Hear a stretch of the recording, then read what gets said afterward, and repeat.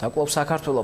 წიგნის სახლში კითხვის დღისადმი მიძღვნილი სეზონის დასკვნითი ღონისძიება გაიმართა, რომელსაც უწმინდეს თავმჯდომარე ილია მეორის დაესწრო.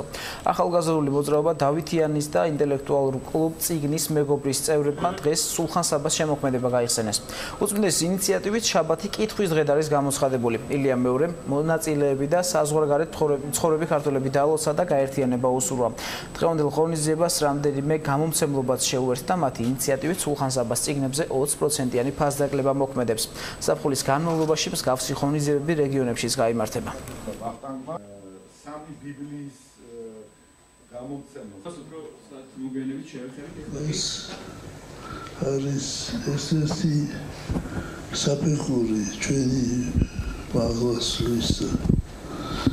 ჩვენ უნდა ვიფიქროთ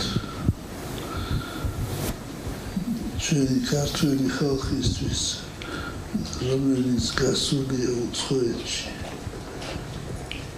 ბევრი დავხარგეთ ჩვენ, მრავალი ქართველი დაიკარგა.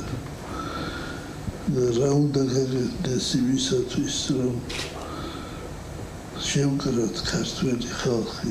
ჩვენ მოხარულები ვართ, რომ დღეს გვაქვს დასკვნითი ღონისძიება ამ სეზონის, სადაც განიხილება სულხან-საბას შემოქმედება.